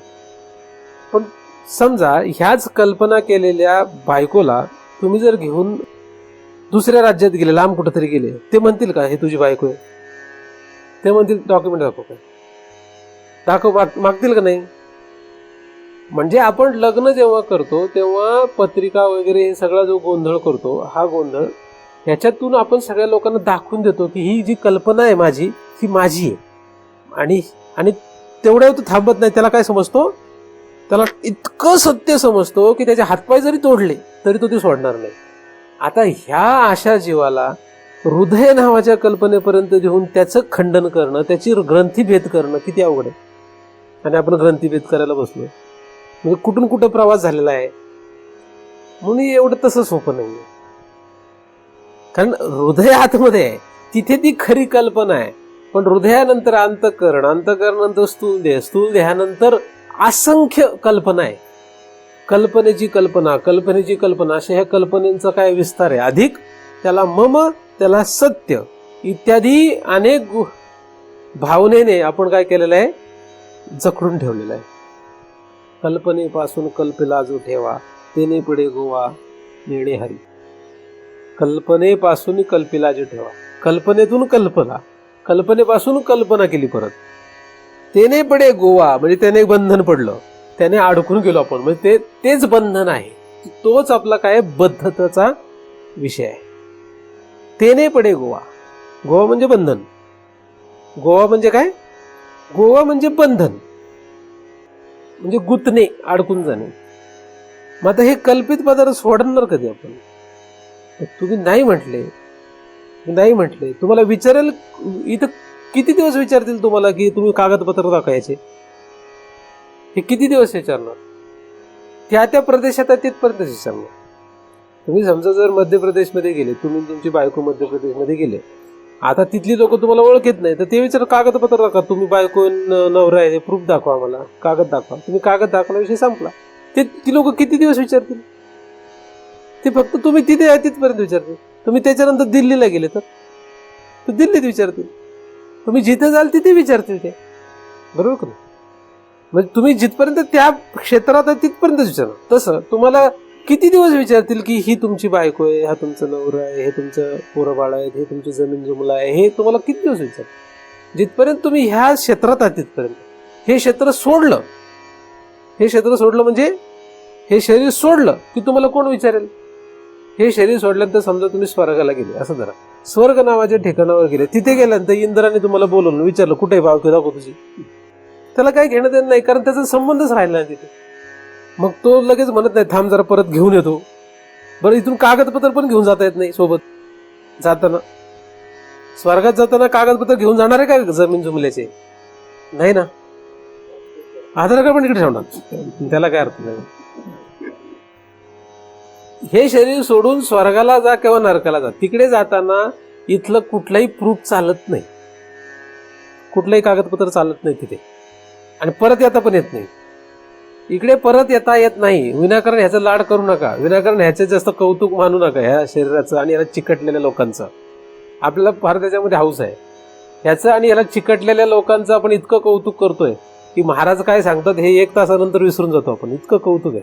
त्या कौतुकाचा परिणाम आहे. तुम्हाला हे फक्त 1 तासच आवडणार आहे, 1 तासानंतर हे लक्षात पण राहणार नाहीये, कारण त्या कौतुक त्याचं एवढं आहे आपलं. तर जेव्हा आपण हे सोडून जाऊ तेव्हा हे कुठलेही आपल्याला कागदपत्र चालत नाहीत, काही उपयोग होत नाही याचा. मग त्याचं काय एवढं जास्त काही गुंतून राहण्याचं कारण आहे. पण असो, ही कल्पना आहे. हे काय कल्पना आहे. म्हणून काय काय लक्षात यावं, आई बाप ही काय आहे कल्पना आहे, बायको ही काय आहे कल्पना आहे, नवरा ही काय आहे कल्पना आहे, मुलं बाळ ही काय आहे कल्पना आहे, जमीन जुमला ही काय आहे कल्पना आहे. हे सगळ्या कल्पना आहेत. कल्पना आहे ही आपली जागा आहे. ही कल्पना आहे. फक्त आपण कल्पना केली ती फक्त मरेपर्यंतच टिकते. तुम्ही किती जरी म्हटलं तरी मरेपर्यंत टिकते, जर तुमच्या बाजूने नियती असेल तर. नियती जर तुमच्या बाजूने राहिली नाही त्याला तुम्ही नशीब म्हणता. तर ती बायको पण बायको राहणार नाही, नवरा नवरा राहणार नाही, जमीन जुमला राहणार नाही, तुमचं घर राहणार नाही, जर नियतीने कार्यक्रम सुरू केला तर. म्हणून विनाकारण त्याच्यात गुंतू नका. आता जिथपर्यंत नियतीचं तुमचं जुळलं तिथपर्यंत कदाचित मरेपर्यंत राहील. पण असं कोणाच वाटत नाही आपली बायको निघून जावी, आपला नवरा निघून जावा, आपलं मुलं बाळ निघून जावीत, किंवा आपलं जमीन जुमला आपल्या हातातून निसटून जावा, असं कोणाच वाटत नाही. उलट आपण ह्या कल्पना किती वाढवता येतील ते बघतोय. जास्तीत जास्त कसं गोळा करता येईल हे बघतोय. जास्तीत जास्त सगळं आपल्याला आपलं कसं म्हणता येईल हे बघतोय. आपला सतत हा प्रयत्न सुरू आहे की हे सगळं माझं व्हावं आणि ते माझं सत्यत्वाने असावं आणि सगळ्याचे प्रूफ आपण ठेवायला तयार आहे. म्हणजे आपण काही तसे हे नाहीत, ढ माणूस नाहीये का ढ आहे आपण. ढ नाही, आपण गोळा करून ठेवू कागदपत्र. लोक इतकी ज्ञानेश्वरीला जितकं सांभाळून नाही ठेवीत तितकी ते सातबाराचा उतारा अजून काय काय डॉक्युमेंट ते जपून ठेवतात. ज्ञानेश्वरी काही कुठेही पडते, तिला काही एवढं व्हॅल्यू नाही. बरोबर का नाही? आहे का नाही? तुमच्या तिजोरीत ज्ञानेश्वरी आहे का कागदपत्र आहेत? आपण कशाने काय करायचं याचं भान नाहीये. काय नाहीये? भान नाही. माझ्यासारख्या माणसाचा खरं तुम्हाला उपयोग नाहीये. आता मलाही काही काम नाहीये, संध्याकाळी वेळ मिळतो, म्हटलं आठवड्यातून एक दिवस काहीतरी उद्योग करावा. आणि तुम्हालाही कधी कधी वाटतं चला ऐकावं आपण. काय त्यातले काहीतरी पिकलेले लोक आहेत, फक्त विनाकारण रिटायर झाले तर नाही काही काम नाही म्हणून आपलं टंगळमंगळ सुरू आहे. म्हणजे विषय कुठला आहे की जे आपलं नाही आणि आपलं जे म्हणतोय ती कल्पना आहे, अधिक त्याला सत्यत्व देतो. ह्याच्यामध्ये विवेक कुठे आहे? ह्याच्यामध्ये शहाणपण कुठे आहे? शहाणपणच काही दिसत नाही. आणि अशी सगळेच वेडे आहेत. मग ह्या सगळ्यांच्या वेड्यांमध्ये तुम्ही जर स्वतःचं शहाणपण शिकवायला लागले तर तुमचं ऐकल का कोण? आता माझं तुम्ही ऐकताय कारण मी इथं वर बसलोय म्हणून, त्यामुळे तो मान तेवढा द्यावा लागतो तेवढ्या पुरता. मी जर तुमचं हे काही केलं नाही, कपडे बिडे बदलले आणि तुमच्या घरी आलो तुम्हाला हे सुरू केलं तर तुम्ही एकदा ऐकाल, दोनदा ऐका, खूप झालं तीनदा ऐकाल, चौथ्यांदा म्हणाल महाराज परत येऊ नका, चहा मिळणार नाही. मी चहा पितो ना कोणाच्याही घरी जाऊन, कुठेही गेलो तर मी काही म्हणत नाही. हे कसं सांगत नाही काहीच नाही, असलं काही सांगत, हे फक्त इथंच सांगतो ह्याच्यावर. तिथे बसले की ते मला परत त्यांच्या घरात पाणी मिळणार नाही हे नक्की. तुम्हाला जर असं वाटत असेल, कॉन्फिडन्स असेल की नाही देणार आम्ही, असं कोणाला वाटत असेल तर मी सुरू करतो, बघू काय होतं. तुमच्या घरात आलं, तुमच्या बायकोने आधीला आणून तिला सांगणार हा नवरा तुझा नाहीये, हा कल्पित आहे, हा कल्पना आहे, असं म्हटलं की ते महाराज यावेळेस आले, आता पुढच्या वेळेस काही येऊ नका. होईल का नाही सर? पण तीच स्त्री जर चिंतन ऐकायला बसली तर गप ऐकेल का नाही? आता त्यांना सांगायचं ठरवलंय, आपल्याला तरी कुठं ऐकायचंय? आपल्याला तेवढा वेळ मिळालेला काहीतरी टाइमपास करायचं, इकडून ऐकून इकडे सोडून देऊ, त्यानंतर काही एवढा विषय नाहीये असं म्हणून ते गुपचूप ऐकून घेतात, पुढे कधी काही ते फॉलो करत नाही. त्यामुळे एक गमतीचा खेळ, हे वेदांत वगैरे काही नाहीये. हे नुसतं आपलं मी काहीतरी सांगतो, तुम्ही काहीतरी ऐकायचं, तेवढेच आपले टंगळमंगळ होते. आचरणात येणं गरजेचं आहे ना. हे नुसतं अशा प्रकारे जे वेदांत ऐकतात किंवा सांगतात अशा दोघांचाही काही उपयोग नाही. सांगणारा आणि ऐकणारा दोन्ही जर असं करत असेल तर त्याचा दोघांचाही उपयोग नाही, दोघंही वाया जाणार आहे. त्यात ग्रंथाची काही चूक नाही. मग सांगणारा किंवा ऐकणारा दोघांनाही हे लक्षात घेतलं पाहिजे की हे शरीरच मुळात कल्पित आहे, कारण की त्याचे आतमध्ये असलेलं अंतःकरण हे कल्पित आहे. म्हणजे मन, वाया मन हे नाव एरवी कल्पनाची सावे, तयाचे निसंगे जीवदशा वस्तूला म्हणजे आत्म्याला जीवदशा यायला कारण ते कल्पित असलेलं मन आहे. अर्थात ते त्यांनी मनावर इथे घेतलेलं आहे, वास्तविक हृदय सुद्धा काय कल्पित, आणि त्याच्यामुळे ही जीवदशा लागली आपल्याला. आणि हीच ग्रंथी आहे, ही काय गाठ आहे. आता हे इकडचं शिकवावं का इकडचं शिकवावं हे कळलं. हे सुधरावं का इकडे सुधरावं, आणि हे तर सुटत नाही आणि हे तर काही ऐकून त्याचा काही उपयोग होत नाही. अशा भलत्याच आपल्या परिस्थितीमध्ये आपण गुंतून गेलो आहोत. तर सगळं हे जे आहे हे मुळात हृदय हे कल्पित आहे, म्हणजे मन हे कल्पित आहे. मन हे कल्पित असल्यामुळे त्याच्या पुढे येणारं स्थूल शरीर सुद्धा काय कल्पित. कारण कल्पित पदार्थापासून कधी सत्य पदार्थाची उत्पत्ती होत नसते. कल्पित पदार्थापासून सत्य पदार्थाची उत्पत्ती होत नाही. आणि झालीच तर ती काय, झालीच तर ती कल्पितच आहे. उदाहरणार्थ एक नाटक आहे, त्या नाटकामध्ये एक राजा आहे आणि एक राणी आहे. आता नाटकामधला राजा आहे, नाटकामधली राणी आहे, म्हणजे वास्तविक तो राजा कुठला तरी दुसरीकडचा आहे आणि राणी कुठली तरी दुसरीकडचे आहे. पण नाटकामध्ये त्यांना एक राजपुत्र झाला. आता खरं काय, राजा कल्पित, राणी कल्पित आणि पुत्रही कल्पित. खरं काय, खरं काय. आणि तसं जर तो राजा म्हणायला लागला हीच माझी राणी आहे तर काय होईल, तसं चालणार नाही. तसं जमणार का, तसं जमणार नाही. ती कल्पित आहे. तर तसंच हे जे कल्पित पदार्थ आहे त्या कल्पितापासून खरं तर सत्य पदार्थ कधी उत्पन्न झालेला नाही, उत्पन्न होत नाही. पण आपण कल्पित पदार्थाला सत्यत्व देऊन त्याच्यामध्ये आपला रस राहतो. ही दुर्दैवाची स्थिती. यातला कुठलाही कल्पित पदार्थ राहणार नाही माझ्या सकट. तुम्ही ज्याला पाहताय आता हा एक कल्पित पदार्थ आहे, तो राहणार नाहीये. म्हणजे ह्याला तुम्ही किती जरी पाहत बसले आणि ह्याची किती आठवण करीत बसले ते हा राहणार नाही. तुम्ही फक्त फोटो काढून ठेवा ना लटकून, काही वर्ष मनोरंजन होईल तुमचं, पण त्याच्यानंतर हा कल्पित पदार्थ राहणार नाही. फोटो सुद्धा काही काळाच्या उदरात जाईल. कधी येणार का नाही. आहे का कोणाकडे कृष्णाचा खरा फोटो? नाहीये. तुम्हाला असं वाटत असेल की त्यावेळेस कॅमेरा नव्हता, आता कॅमेरा आहे, आता आम्ही रेकॉर्डिंग करून ठेवू, फोटोकॉपी करून ठेवू. काही नाही, नंतर प्रलय आला की त्यात सगळं जाणार आहे. मग तुमचं रेकॉर्डिंगही जाईल आणि फोटो पण जाईल, काहीच राहणार नाही. त्यामुळे असे काही भ्रमत राहू नका की आपण फोटो काढून ठेवला म्हणजे आपले अनंत पिढ्या ते पाहतील, आणि पाहिलं तरी पुढच्या पिढीला तुमच्या फोटो तर रस नाही राहणार आहे. तुम्ही जरी गंमत म्हणून ठेवलाच काढून, तुम्हाला तुमच्या फोटोत रस आहे, तुमच्या पुढच्या पिढीला तुमच्या फोटोत अजिबात रस नाही. ती आडगळ आहे. काय होणार ते त्रासदायक होणार आहे. तुम्ही जरी घर बांधलेलं असलं तरी, तुम्ही जरी जपून ठेवले असलं, तुम्ही जरी वाढवलं असलं, तुम्ही जरी टिकवलं असलं तरी तुमच्या फोटोची सुद्धा पुढच्या पिढीला अडचण होईल हे नक्की लक्षात घ्या. मग धन्यता कशात मानायला पाहिजे हे समजून घ्यायला पाहिजे. जिथे आपल्या फोटो सुद्धा लोकांना सहन होणार नाही पुढं, त्यांच्यामध्ये आपल्याला आपण वाटोळं करून घेतोय. काय वाटोळं करून घेतोय की आपल्या हृदयामध्ये असलेला आपला आत्माच आपल्याला लक्षात येत नाही. ज्या चित्सूर्याच्या शक्तीवर, सत्तेवर हा प्रपंच चालतो त्याच्याबद्दल आपल्याला काही माहित नाही, त्याच्याबद्दल आपण काही जाणत नाही, त्याची इच्छा ठेवत नाही. हे वाटोळं. हे काय आहे, ते आपणच आपल्या हाताने करून घेतलेलं वाटोळं आहे. कशासाठी?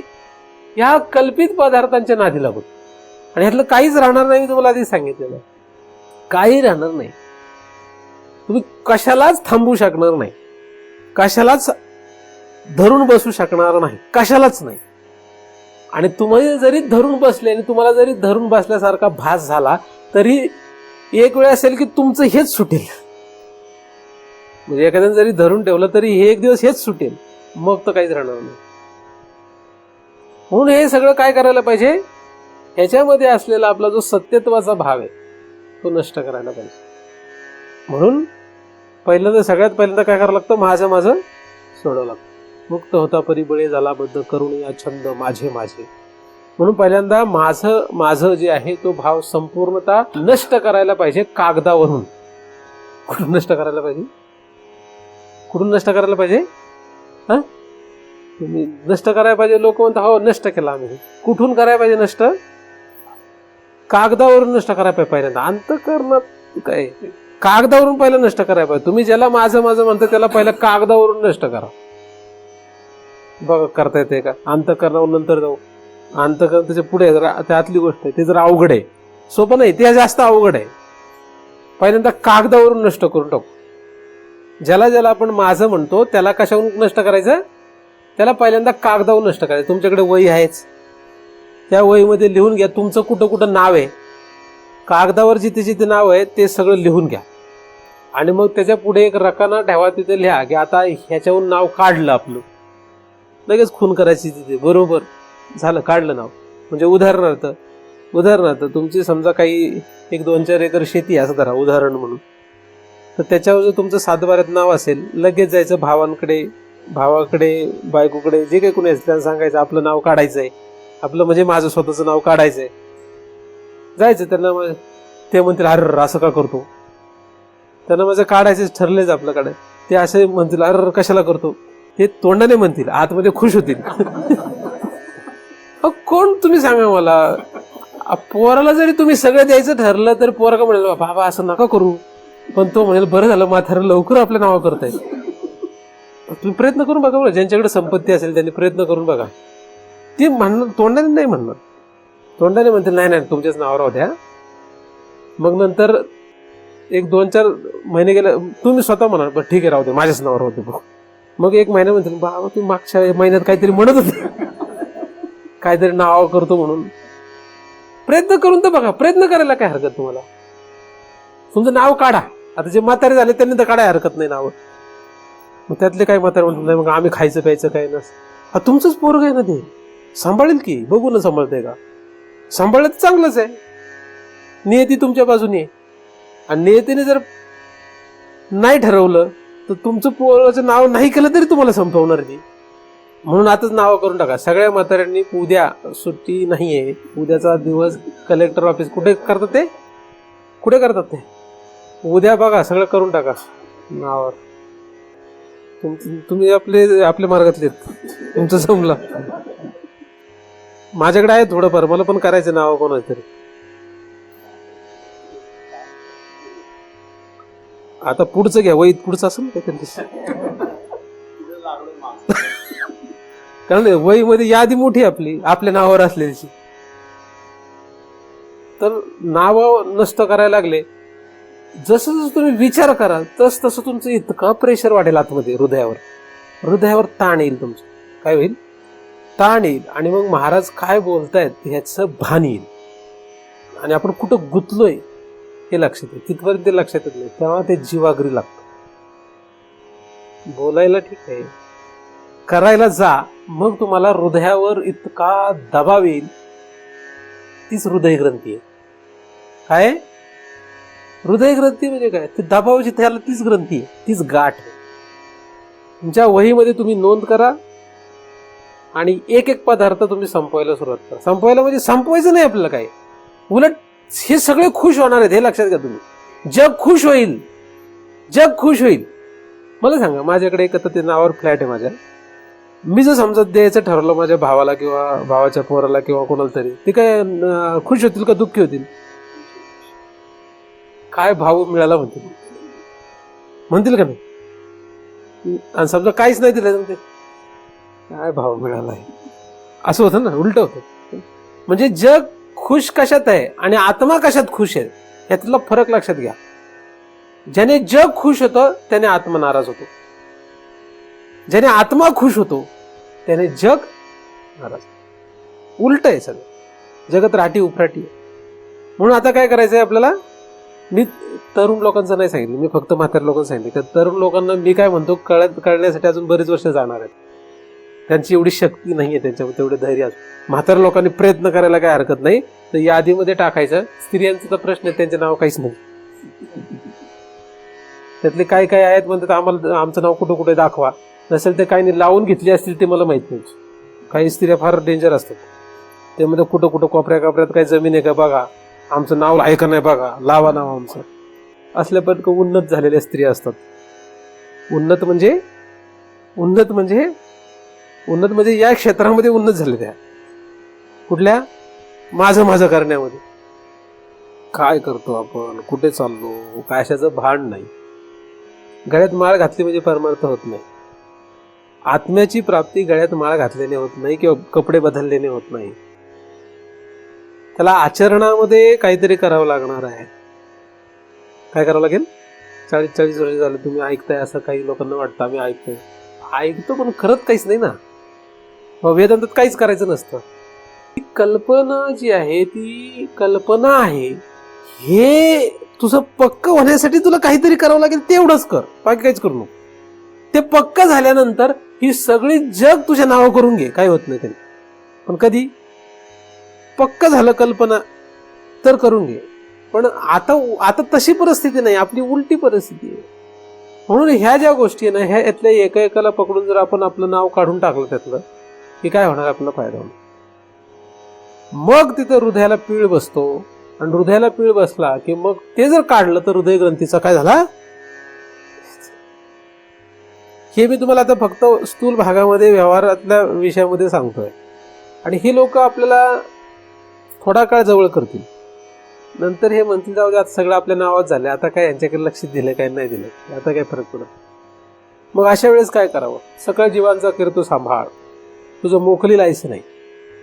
नियंता किंवा आत्मा जो आहे हा सर्वश्रेष्ठ आणि सर्व सत्तावान आहे, त्याच्या सत्तेवर सगळं चालतं. त्यामुळे तुम्ही सगळ्या जगाचा जरी त्याग केला, सर्व जगाचा तुम्ही त्याग केला की माझं काहीच नाही, तरी तुम्ही कधीही असत्तावान होणार नाही. सगळं जग ज्याचा एक अंश आहे फक्त, त्या सत्तावान असणाऱ्या आत्मा या राजाकडे तुम्ही प्रवास करता. म्हणून तुम्ही कधीही दुःखी होऊ शकत नाही. काय होऊ शकत नाही? कधीच दुःखी होऊ शकत नाही तिने, जर तुम्ही तसे त्या दिशेने निघाले. तुमच्याकडे घर, जमीन जुमला वगैरे हे काही असेल असं नाही, त्याचा काही संबंध नाही, त्याचा सुखाचा काही संबंध नाही. गैरसमजाने लोक तसं मानू लागले. तो फारच व्यावहारिक भाग आहे. म्हणजे पैसे असले की किंवा जास्त एकर आपल्या नावावर आली की आपण सुखी होऊ, हा जगातला भ्रम जो आहे तो सगळ्यांना माहीत आहे, त्यामध्ये काही नवल नाही. पण तरी आपण त्याच्या पाठीमागे लागलो, तरी ते टिकवण्याचा प्रयत्न करतो, तरी ते वाढवण्याचा प्रयत्न करतो वगैरे. ही दुर्दैवाची गोष्ट आहे, ही काही चांगली गोष्ट नाही आहे. तर हृदय ग्रंथी म्हणजे काय? हृदय ग्रंथी मुळात जरी आत असली तरी त्याचा परिणाम कुठे आहे? परिणाम पार इथपर्यंत झालाय, बाहेरपर्यंत. आणि म्हणून ह्याला कशालाही तुम्ही हात लावायचा प्रयत्न केला की त्या हृदयाला पीळ बसणार. तुम्ही जिथेपर्यंत ती गाठ आली, त्याचा कशालाही तुम्ही धक्का लावला की आतमध्ये त्रास होणार.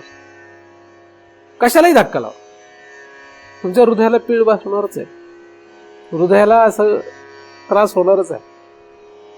पण कशाला? ज्याला तुम्ही मम आणि सत्य समज, म्हणजे सत्यत्वाने ज्याचं मम आहे त्याला हृदयाला त्रास होतो. तो त्रास घालवायचा असेल तर काय करावं लागेल? तो पदार्थ घालून जमत नाही, त्यातलं सत्यत्व आणि ममत्व हे दोन्ही घालावं लागतं. आणि ते तसं तोंडाने म्हणून किंवा अंतःकरणातून जात नाही. त्याला काय करावं लागतं? जे कागदपत्र आहेत त्याला नष्ट करावं लागतं, त्याच्यातून आपण बाहेर पडावं लागतं. म्हणजे काय होईल? म्हणजे प्रवास पुढे सुरू होईल. मी फक्त स्थूल शरीराच्या बाहेरचा विषय सांगतोय. हृदयापर्यंत जायचं आपल्याला. कुठे? आपल्याला हृदय ग्रंथी म्हणजे मूळ बीज जे आहे तिथपर्यंत पोहोचायचं. मी तर तुम्हाला फक्त फांद्यांचा विषय सांगतोय. कुठल्याही झाडाची फांदी जरी तोडली तर त्या झाडाच्या मुळाला त्रास होतो, आपल्याला लक्षात नाही येत, पण त्रास होतो, पण झाड मरत नाही. तसं फक्त बायको सोडून दिली म्हणून कोणी मुक्त होत नाही. कारण बायको सोडून देणं हा एक फक्त काय आहे, एक फांदी तोडल्यासारखा विषय. म्हणून एखाद्याने बायको सोडली, घरदार सोडलं, आश्रमात गेला आणि साधू झाला, महाराज झाला म्हणजे तो मुक्त झाला असं होत नाही.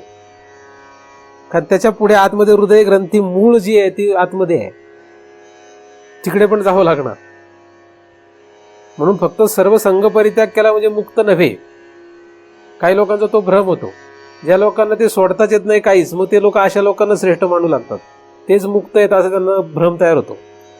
म्हणजे मी तुमच्यासारखा होतो आणि आता मी सगळं समजा सोडलं आणि ही कपडे घातले तर तुम्हाला वाटतं मी मुक्त आहे, असा तुमचा भ्रम तयार होतो. कारण तुम्हाला ते जमेना.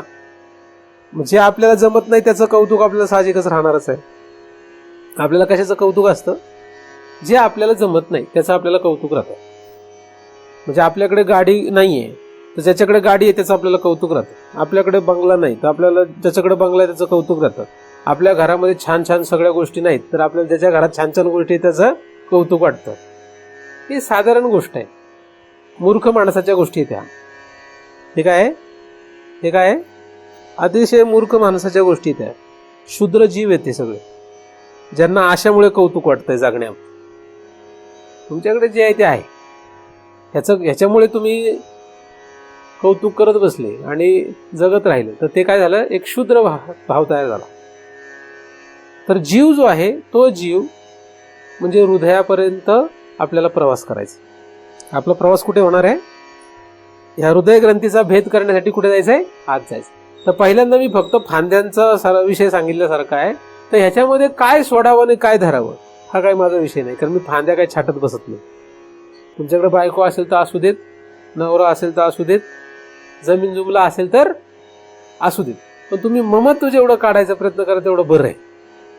काय बरं आहे ते, त्यातलं ममत्व काढा, त्यातलं सत्यत्व काढा, सोडू नका, सत्यत्व काढा, एवढं तर करा. कारण तुम्हाला एवढं सांगितलं म्हणजे ते अवघड आहे सगळं. काढता आलं. एखादं म्हटलं नाही महाराज तुम्ही म्हटलं आता आपण रागावलो, आता कळतो सगळं, चांगलं आहे, आनंद आहे. तू उद्या जरी पडशी घेऊन तिकडं हिमालयाला गेला, देव तुझं भलं करीन, काही त्यात भीती नाही. आत्ता जरी एखादा निघायला तयार असलं तरी काही हरकत नाही, पण समजा नाही गेला तरी काही हरकत नाही, पण गेला तरी काही हरकत नाही. पण राहिला इथं यांच्यात राहिला तर हे लक्षात घ्या की त्यातलं काय काढा, त्याच्यातले सत्यत्व काढा. पहिल्यांदा हे सत्य आहे, हे घर माझं आहे, हे जे आतमध्ये सत्य वाटतं ते काढायला प्रयत्न करा. नाही कागदावरून काढता आलं तर मनातून का होईना काढायचा प्रयत्न करा. आणि मनातून काढलं म्हणजे कागदावरचं जात नाही, कागदावरचं गेलं की मनातून जातच.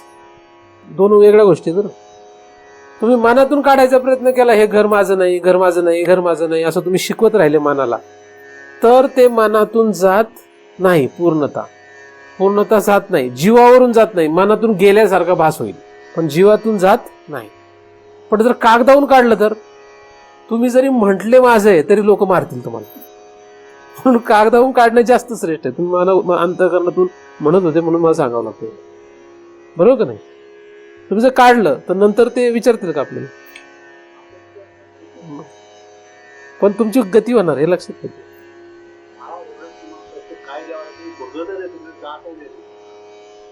तुम्हाला गेलं तरी विचारणार नाही ना कोणी, पण त्याच्यामुळे गती होईल.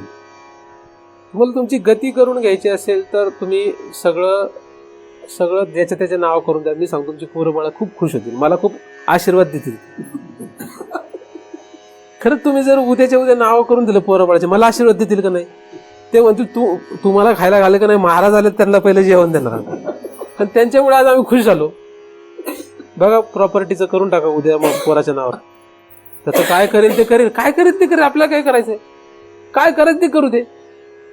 पोरगा खुश, त्याची बायको खुश, मुलं बाळाला कळत असेल तर मुलं बाळ खुश, त्याचे सासू सासरे खुश, पोरीचं कल्याण झालं. नाही तर त्यांनाही काळजी, म्हातारं कधी जातंय, म्हातारं कधी जातंय, म्हातारं कधी जातंय, माझ्या पोरीचं सुख कधी मिळणार, माझी पोरगी कधी मजेत राहणार. तुम्हाला माहित नाही पण हे चालू आहे त्यांच्या आतमध्ये. तुम्ही असं काही मी गंमत करतोय समजू नका, ते तसं चालू आहे त्यांच्यात. त्यांच्या आतमध्ये चालू असतं ते, सासू सासऱ्याच्या आतमध्ये कायम चालू असतं. हे म्हातारं कधी जाईल, कधी ह्या आमच्या जावायच्या नावावर होईल आणि कधी माझी पोरगी सुखी होईल. तिच्या नावावर काहीच होत नाही, पण त्यांना वाटतच, तर त्यांचा भ्रम असतो. तिच्या नाव काय करणार आहे? सासू सासरे मेले आणि पोराच्या नावाची सगळी जमीन मुलीच्या नाव झाली का? तुमच्या कोणाच्या नावावर आहे का? इथं बसलेली एकाही स्त्रीच्या नावावर नसेल, एखादी अर्धी असेल, तिने उन्नत झाल्यामुळे तिने नाव करून काही घेतलं असतं ते मला माहित नाही, कारण काही लोक हुशार राहतात त्यामध्ये नवऱ्याचं काय सांगता येते. त्यामुळे आपले तुझ्या नाव अर्धी माझ्या नाव अर्धी, म्हणून मी काय करायचं, घराच्या दरवाजावर नाव पाहतो तर बोर्डवर वर त्याचं नाव खाली तिचं नाव. मी म्हटलं हे काय प्रकार आहे? तिने पण अधिकार दाखवला का? पूर्वी वेगळं होतं, आता वेगळं. अशा उन्नत स्त्रिया पण असतात. तर प्रयत्न करा, काय करा, प्रयत्न करा तर पुढे जाता येईल. पुढे जायचं असेल तर म्हाताऱ्या कोताऱ्यांना, रिटायर झालेल्यांनी काहीच हरकत नाही. उद्या नाही जमलं पुढच्या आठवड्यात करा, आपल्याला काही घाई नाही, पुढच्या आठवड्यात करा, एवढं काही नाही. पण घरी जाऊन एवढी बातमी सांगा, लोकांना. हा ना, तुम्ही नको म्हटलं की ते काढणार नाही. तुम्ही बस तुम्ही इकडे पुढे जाणार ह्या मार्गात. तुम्ही केलं की ह्या मार्गात पुढे जाणार. तुम्ही खायला प्यायला मिळेल काय ते सांगता नाही, घरी म्हणजे रस्त्यावर राहायला लागेल ते सांगता येत नाही. पण आता तुम्हाला जर रस्त्यावर राहायची भीती असली तर मग तुम्हाला ते नाव करून नाही जाऊ. ज्या म्हाताऱ्यांना भीती आहे की आपली पोरं आपल्याला सांभाळतील का नाही, त्यांनी नाव करू नका. ती कधी तुम्हाला भीतीला लावतील, वृद्धाश्रमात पोहोचवतील सांगता येत नाही. किती पोरग चांगलं वाटलं, किती सून चांगली वाटली, तरी जिथपर्यंत तुमच्या नावावर आहे तिथपर्यंत ती चांगली वाटतील. जर तुम्ही त्यांच्या नावावर केलं की कदाचित तुम्हाला एकतर माझ्या आश्रमात यावं लागेल, नाहीतर एकतर वृद्धाश्रमात जावं लागेल. आता आम्ही काही वृद्ध लोकांना घेत नाही त्यामुळे कारण आपला वृद्धाश्रम नाही, आपला आश्रम आहे.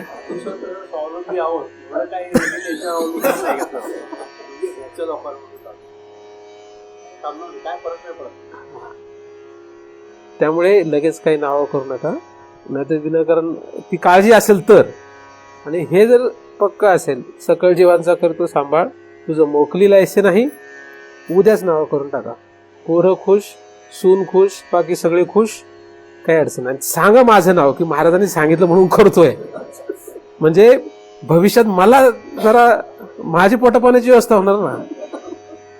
कारण ब्राह्मणाने आपलं कसं आहे, आपली जरा व्यवस्था करून ठेवायला पाहिजे की ब्राह्मणाच्याच हाताने पूजा करायची. तसं माझं नाव सांगितलं म्हणजे मला अडचण नाही ना. बरं, हे वेगवेगळ्या प्रदेशातली वेगवेगळ्या भागातली माणसं आहे, कुठल्या भागात गेलं तरी काहीतरी खायला मिळेल है ना. आता जे देताय तुम्ही लाजगाज देताय आता, कारण तुम्हाला ह्या मार्गाची थोडी सवय झाल्यासारखी झाली आहे. तुम्हालाही वाटतं महाराज आले, मलाही वाटतं चला साधक काहीतरी लोक दिसतात चांगले, आणि असं म्हणून जुळलंय. तुमच्या मनासारखं मी करतोय म्हणून तुमच्या मनाच्या विरुद्ध केलं की मग तुमच्या हृदयाला पीळ बसल असं, तुमच्या मनाला टोचल असं जर मी वागलो तर तुम्ही माझ्यावर आयुष्यभर तोंड नाही बघणार. बोलू नाही तुमच्या हृदयावर सगळे काय काय काय आता काय टोचायचं राहिलंय ना, टोचून टोचून पार त्याला छिद्र पडली. तर माणूस तिथपर्यंतच कोणाचंही ऐकतो जिथपर्यंत आपल्या मनासारखं असतं. आपल्या मनाच्या विरुद्ध, आपल्या जीवाच्या विरुद्ध जर जगात कोणीही काही बोललं तर ते कितीही चांगलं असो आणि कितीही आपल्याला भल्याचं असो, आपण ते ऐकू शकत नाही. आपण तिथपर्यंतच त्या माणसाचं किंवा जगातलं कोणाचंही ऐकतो जिथपर्यंत आपल्या ते मनाला आणि हृदयाला लागत नाही. आणि मी तुम्हाला जो मार्ग सांगतोय, आता जिथे मी पोचलोय, जे वर्णन करतोय, ते सगळं हृदयाला लागणार आहे, हृदयाचा पीळ बसवणार आहे. त्यामुळे पुढच्या वेळेपासून यायचं का नाही ह्याचा विचार करा. कारण की मी फक्त सुरुवात केली इकडून, एकदम जास्त काही अवघड बोलत नाही.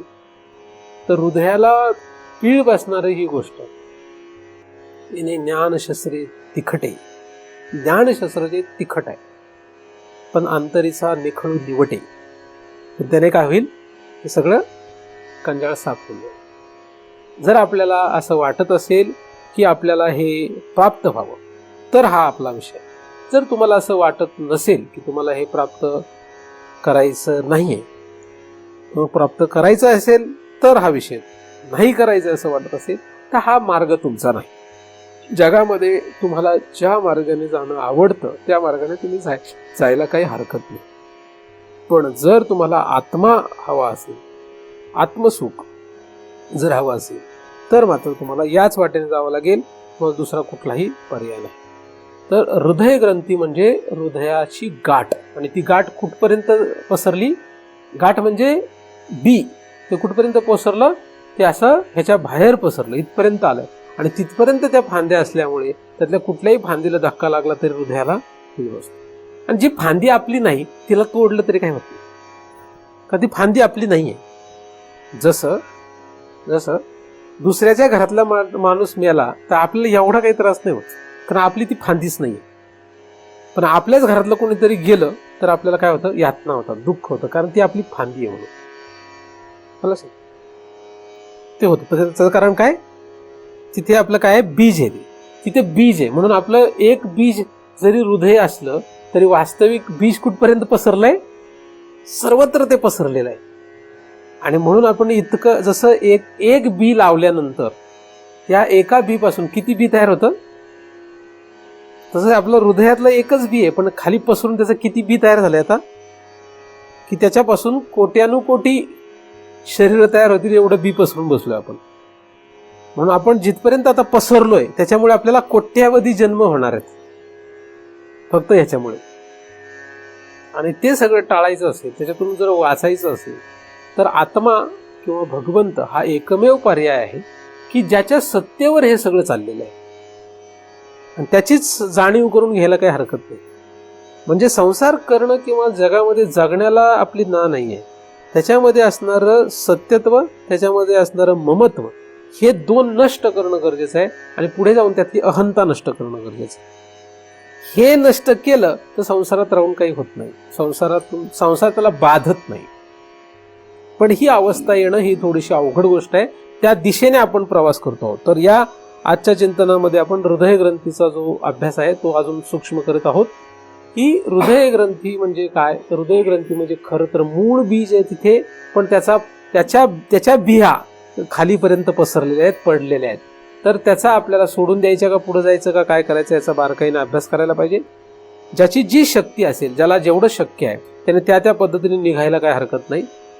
जरी आपल्याला ते हे मी म्हणतो त्याप्रमाणे सगळं करता आलं नाही तरी दबाव हृदयावर करून घेण्याची काही गरज नाही. आणि जरी आला दबाव तरी सुद्धा आपण दुसरं साधन काहीतरी करू शकतो. साधनांच्या द्वारे आपल्याला पुढे सरकता येऊ शकतो. जसजसं आपण साधनं वाढवू तसं तुमच्यामध्ये धैर्य वाढेल. ज्याच्या अंगामध्ये साधनांचं तप असतं, ज्याच्या अंगामध्ये साधनांचं धैर्य असतं, त्याला पुढे काही त्रास होतो. पण तुमचं साधन कमी पडलं तर तुमचं धैर्य कमी होईल. धैर्य कमी झालं की तुम्हाला त्रास असतो. म्हणून यातना नष्ट करायची असतील तर काय करावं लागेल, तप पाहिजे शरीरामध्ये. साधनांचं तप केलं की आपण त्यातून हे जाऊ शकतो. म्हणून तुम्हा सर्वांना तुमच्या अधिकारानुरूप योग्य ते साधन करता यावं, यासाठी तो परम दयाळू आत्मा आपणा सर्वांवर कृपा करोत अशी त्याच्या चरणी प्रार्थना करतो. त्याच्या कृपेनेच निर्माण झालेलं चिंतन त्याच्याच चरणी अर्पण करून इथेच पूर्ण विराम. पुंडलिकवरदाहरि विठ्ठल श्री ज्ञानदेव तुकाराम. पंढरीनाथ भगवान की जय. माऊली ज्ञानेश्वर महाराज की जय. जगद्गुरु तुकाराम महाराज की जय. सद्गुरुनाथ भगवान की जय. हरि ओम तत्सत.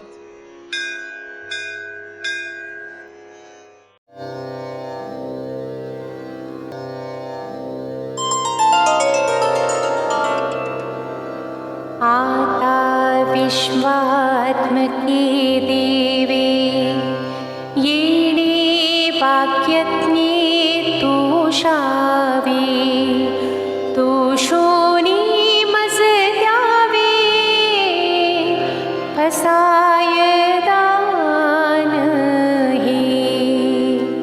जे खळांची व्यंकटी सांडो तया सत्कर्मी रते वाढो. भूता परस्परे पडो मैत्र जीवांचे. दुरितांचे तिमिर जावो विश्व स्वधर्म सूर्ये पाहो. जो जे वांछिल तो ते लाहो प्राणी जात. वर्षत सकळ मंगळी ईश्वर निष्ठांची मांदियाळी.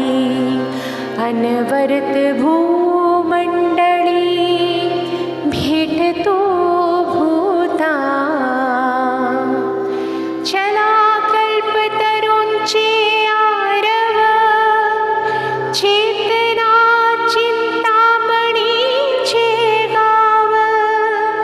बोलते जे अर्णव पियुषाची. चंद्रविजे अलांछन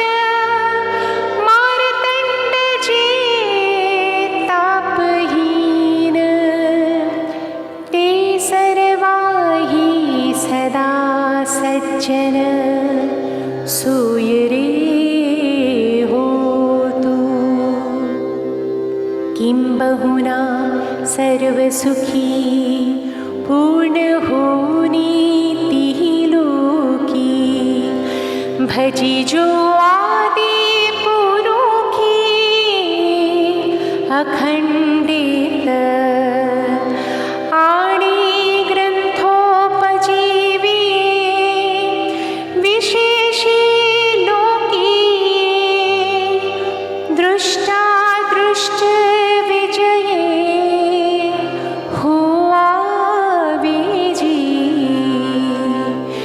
येथ मणी श्री विश्वेश्वरावो हा होईल दान पसावो. येणे वरे ज्ञान देवो सुखिया झाला. सुखिया झाला. सुखिया